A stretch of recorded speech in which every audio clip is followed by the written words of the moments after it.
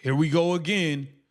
The WNBA, the gift that keeps on giving. We got Natasha Cloud of the Chicago Sky, who is a known crash out at this point. I mean, you would think this lady learned enough by over talking with all the nonsense she pulled in Unrivaled to the point where no teams wanted to sign her. She was waiting around, floating around, switching agents during the draft, all types of stuff. You would think she would learn her lesson to just zip it. Just zip it. One of the most dishonest rhetorical moves that Natasha Cloud makes is taking isolated incidents and framing them as part of a systemic pattern that somehow uniquely targets the WNBA and somehow uniquely involves Caitlin Clark fans. Let's break down exactly how this works and why it's intellectually dishonest. Cloud highlights Chelsea Gray's experience. Chelsea Gray, a talented player for the Las Vegas Aces, posted about receiving harsh messages from someone claiming that her performance cost them money on a bet. It's unquestionably rude. It's unquestionably something that players shouldn't have to deal with. Because you don't know what you are saying. Natasha Cloud crashes out on fans, take shots at Caitlin Clark and Caitlin Clark fans, and she does not understand that you can't stop random people on Twitter for coming at you if you made them lose their bet. Why are you making it such a big deal? You're acting like this only happens in the WNBA. You're acting like it doesn't happen in the NBA, the NFL, nowhere else. We got to get into it. I'll also have Jaylen Brown, who had something to say about this. Welcome to Keep the Vision. Make sure you like, comment, subscribe, share the channel, hit that bell notification, and hype the video. That would be deal with. But here's where Cloud's narrative becomes selective. She takes this one incident, she amplifies it, and she uses it as evidence of a broader pattern.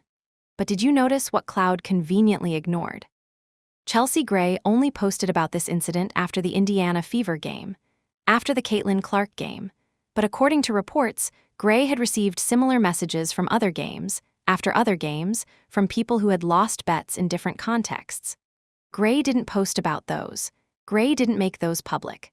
Gray didn't complain about those on a platform where it would go viral and create a narrative. Greatly appreciated.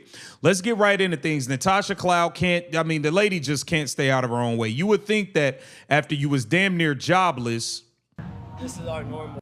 You would think that after you damn near went jobless because you couldn't get picked up by a team that you would learn to just zip it. But she don't get it. Let's take a listen. This is our normal.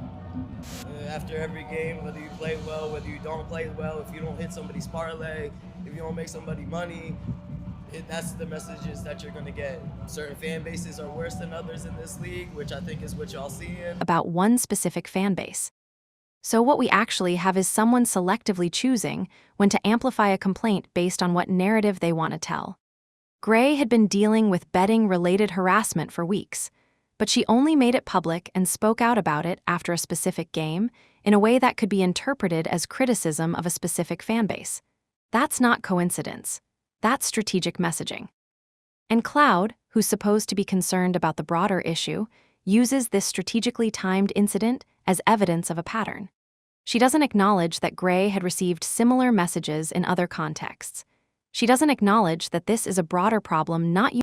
What do you mean? Well, certain fan bases are worse than others. Chelsea Gray, who a fan went at her, a bettor, not even a bettor went at her because I guess she messed up his prize picks or whatever it was he was using. And she only posted it after the Indiana Fever game when there was messages from other games after other games that she never went public about and went and complained about and all of this stuff. It sounds like you're taking shots at Caitlin Clark fans. You're trying to make this, so now Caitlin Clark fans is the ones that's doing all the gambling. Now it's all Caitlin Clark fans that's gambling. Like, this is nuts, man. These players are idiotic, bro. But nonetheless, it's distasteful. It's kind of delusional as well. If you're broke, don't bet. That's what I always respond with. If you're a broke boy, just say that. Most of the time, it's men. Of course, they gotta make it. They gotta make everything about men. This league, these players are nuts. Most of the time, it's men. You trying to act like one though? Like you dress like. All right, bro. Like, hey, y'all crazy. You're crazy. Unique to any one fan base.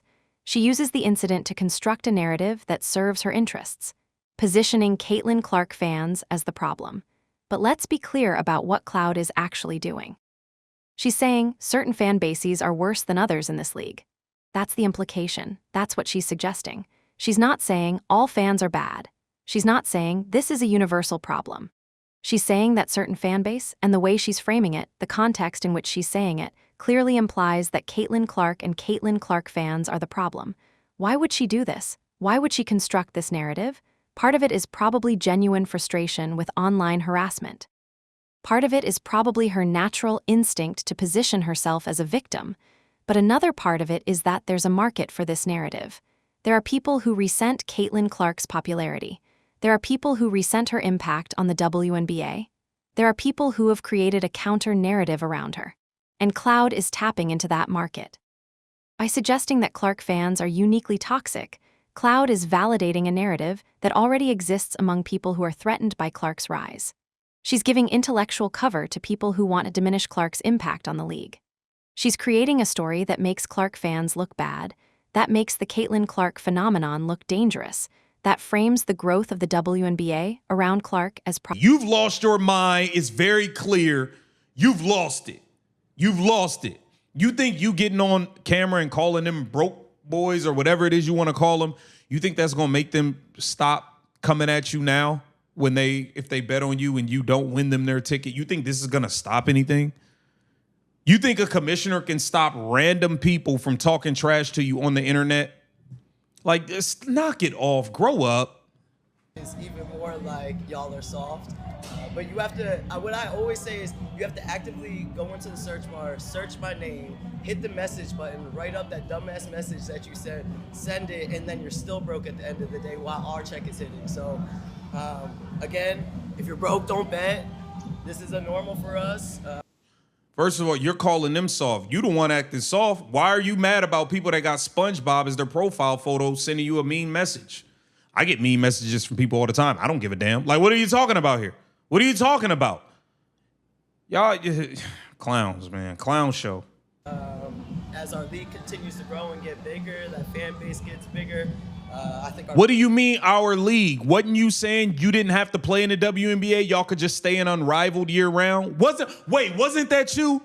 That was you, right? Oh, we don't have to go to we can stay right here in Unrivaled. We own it. We own the space. And what are you talking about? Now it's our league. Caitlin Clark gets you paid, but you want to act like it's all Caitlin Clark fans that are gambling and taking shots. Is it Caitlin Clark fans that's going at Jaylen Brown when he doesn't win hit their ticket either? Problematic. And the way she does it is through selective presentation of facts. She highlights the Chelsea Gray incident. She emphasizes how bad it is. She uses it as a jumping-off point to discuss broader issues. But she conveniently ignores that Gray received similar messages in other contexts that she never made public. She conveniently ignores that this isn't unique to any one fanbase. She conveniently ignores all the evidence that would contradict her narrative. This is what intellectually dishonest argumentation looks like. You take one incident that fits your narrative. You amplify it. You use it as a jumping-off point. You imply connections that don't actually exist. You suggest patterns where there's only isolated incidents. And if someone points out that your narrative doesn't hold up, you accuse them of not taking the problem seriously. What's particularly frustrating about Cloud's approach is that there is a real problem with online harassment in the WNBA. There is an issue with gambling-related criticism that players have to deal with. These are legitimate concerns that deserve attention. But by framing them in a way that scapegoats one fanbase, by constructing a narrative that's not supported by evidence, Cloud is actually undermining the legitimate conversation about online harassment. Because now, instead of talking about how to address a broad problem that affects all professional athletes, we're instead debating whether Caitlin Clark fans are uniquely toxic. We'll get into that. Our messages have gotten worse, but this is a typical day for a WNBA player, any professional athlete. These are what our messages look like after every game. I'm called a bitch, I'm called a nigger, I'm called everything under the sun. I've been told that they hope that our plane crashes on the way home. Just like delusional shit. So yeah, I'm happy that Chelsea put it out there. I think it's one of the main faces of our league too. It creates one of the main faces. Chelsea Gray ain't no damn face of the Y'all are delusional. Now, I will say, I don't support racism against any race. Okay, I'm going to say that. But did you just say Chelsea Gray is a face of the league? Dialogue that needs to be had, and it puts pressure on Kathy, who we've been begging to step up for us in these spaces. And now I think it demands her to actually take some initiative and to do something about it. I don't know what it is that she's gonna do, but I also know that simple statements of not condoning shit is also really good for public relations as well. Okay, so Kathy's gonna say, "Hey guys, if a player loses you your bet, don't call them a name on X." You think that's gonna stop something? Like, bro, y'all gotta get out of here, bro. That's not stopping nothing, man. I wanted to kind of go. You said that it's a norm. Obviously, sports betting has only been legalized over the last 5 or so years, and hate in the WNBA from online has gone on well before that. Yes. But again, how much more prevalent has it been because of sports betting? And I guess the percentage-wise of the hate that you get, how much of it do you think is because of the sports betting? Yeah, I would say the last few years, its trajectory has increased crazy because of sports betting. And yes, people are placing bets on our games, which we love because it's another way of growing the game. It's another way of growing economics around the You don't love it. You don't love it. Stop it. Stop. game, but at the same time too, unless you sharing that money when I hit that parlay, don't say shit to me when I don't. And no one asked y'all to bet on me. She's beyond. Instead of discussing how sports betting has changed fan engagement across all sports, we're instead fighting about whether this is a WNBA-specific issue. Cloud's selective narrative has shifted the conversation away from the actual problem and toward her constructed story about victims and villains. And that's what makes this so frustrating. The real issue, online harassment of athletes, betting-related aggression, the toxic aspects of social media, deserves serious discussion. But Cloud's approach makes serious discussion impossible because her narrative is built on selective facts and false implications rather than on the actual evidence. Before we even dive into what Natasha Cloud is saying, we need to establish something crucial. Natasha Cloud has a credibility problem, and that credibility problem is relevant because it colors everything she's claiming about the WNBA, about fan behavior, about Caitlin Clark, and about her own experiences. Let's start with the recent history. Cloud was part of the Unrivaled League, which was positioned as a competing alternative to the WNBA. Players were excited about it. They talked about how they could make money during the offseason, how they could avoid the WNBA entirely if they wanted to. Cloud was enthusiastic about this. She was talking about how Unrivaled was their league, how they owned the space, how they didn't need the WNBA. It was presented Beyond annoying. I see why didn't nobody want to sign her ass. I see it. Now, since apparently Natasha Cloud is the only person who deals with bettors and things like that, she's the only person that deals with it. Let's take a listen to what Jaylen Brown had to say about it. First, with the fans, nowadays in this era, it's all about gambling. So This is courtesy of Gillian Wallow, $1 million worth of game. First, with the fans, nowadays in this era, it's all about gambling. So that's the fan engagement from now. It's created almost. My parlay up. That's what makes sense. Okay. It's created a hostile environment almost for athletes because it don't even matter. I can have a good game and still be online. I needed one more point. I ain't gonna lie, you fucked me up about a half a point a couple of times. You know what I mean? And be like, yo, I try not to even log into because I be my mind be on other stuff, so I try not to be on social media. But if I do happen to get on, if I do happen to just scroll, the comments be like, fuck you nigga, da da da da da. Like if I see you in the street, So this isn't just the WNBA. Our league. It isn't just all professional athletes are dealing with it. Okay. Damn. For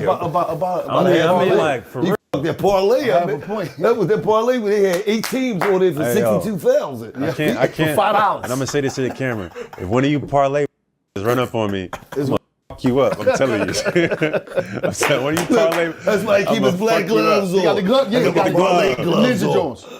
You know martial arts. No, they call parlay. dying Tai Chi. That's why I'm saying. So now you see, it's not just you, Natasha Cloud. You're not that important. Like, relax. It's happening with professional sports all over. Soccer, baseball. They banned it on home runs. Oh, I needed you to hit a home run today. Strikeouts, every sport. Grow up and act like a professional, bro. Act like a professional athlete. It's disgusting. It's ridiculous, man. And then to imply that it's, it's a certain fan base more than other. Trying to imply that it's Caitlin Clark fans. It's nasty work. Get down in the comments. Let me know what you think. This Keep the Vision. Make sure you like, comment, subscribe, and share the channel. As liberation for women's basketball players. And then what happened? The same players who were championing Unrivaled came running back to the WNBA. Because here's the reality. Unrivaled doesn't have the fan engagement. It doesn't have the television deals. It doesn't have the cultural relevance. It doesn't have the money that the WNBA has. So suddenly, these players are back in the WNBA that they claim to not need, and they're defending it passionately. Cloud was one of these players. She talked about how Unrivaled was the future. She talked about how the WNBA was something they could move beyond. And now she's on television defending the WNBA and talking about how we need to address problems within it. That's not necessarily a disqualifying contradiction. People can change their minds. But it does establish a pattern of inconsistent thinking and inconsistent commitment to whatever narrative she's currently pushing. Now let's talk about what happened during the draft. Cloud was waiting to be signed. Teams were apparently hesitant about bringing her on. There were reports about her switching agents. There was drama surrounding her availability. And during this entire period, instead of staying quiet and letting her basketball do the talking, Cloud was doing what Cloud does, inserting herself into controversies, making statements, drawing attention to herself. Eventually, she landed with the Chicago Sky. But the path there wasn't smooth, and it tells you something important about how the basketball community views Natasha Cloud. If she were the kind of person that teams desperately wanted, she would have been signed immediately. The fact that there was hesitation, the fact that there was drama around her signing, suggests that teams were concerned about what bringing Cloud into their locker room would mean. This matters because when Cloud sits down and makes claims about the WNBA, about fan behavior, about gambling, about Caitlin Clark fans, you have to understand that you're hearing from someone with a demonstrated pattern of being a controversial figure. Someone who attracts drama. Someone who seems to enjoy inserting herself into controversy. Someone whose judgment has been questioned by multiple NBA organizations. It's also worth noting that Cloud's entire narrative relies on positioning herself as a victim, as someone who's being attacked unfairly, as someone who's being held to a different standard because of gender. And while there's legitimate discussion to be had about double standards in how female athletes are treated, Cloud uses this framework so broadly that it becomes almost meaningless. Everything that happens to her, she interprets as victimization. When fans criticize her play, she's a victim. When people on Twitter respond negatively to her statements, she's a victim. When gambling-related criticism comes her way, criticism that also comes to male athletes, she's a victim. She's constructed a worldview where she's perpetually wronged, and that worldview is conveniently immune to any evidence that contradicts it. This is the person we're being asked to trust when she makes claims about Caitlin Clark fans being uniquely toxic. This is the person we're supposed to believe when she suggests that the WNBA has a unique problem with gambling-related harassment. This is the person we're supposed to accept as a moral authority on how the league should function. But here's the thing about credibility. It matters. When someone has a demonstrated pattern of inserting themselves into drama, of making controversial statements, of changing positions based on what's convenient at the moment, you have to evaluate their claims with skepticism. You have to ask, is this person being honest about what they're experiencing, or are they constructing a narrative that serves their interests? In Cloud's case, the answer seems to be the latter. Because the narrative she's constructing, that Caitlin Clark fans are the problem, that the WNBA is uniquely victimized, that this is something only women's basketball experiences, doesn't hold up when you actually examine the evidence. And that gap between her narrative and reality is where her credibility breaks down. The bigger issue is that Cloud's lack of credibility matters for the entire WNBA. Because when players like her stand up and make claims that aren't fully accurate, when they construct narratives that don't hold up to scrutiny, it undermines the legitimate complaints about online harassment that actually do deserve attention. It makes people skeptical. It makes people dismiss real problems because they've been packaged with false claims, and logical inconsistencies. So, when evaluating everything Natasha Cloud has said about Caitlin Clark, about fans, about gambling, you have to start with this foundation. This is someone whose credibility has been questioned by the basketball community, whose judgment has been deemed questionable by multiple organizations, and whose pattern of behavior suggests she's more interested in constructing a narrative than in accurately describing reality.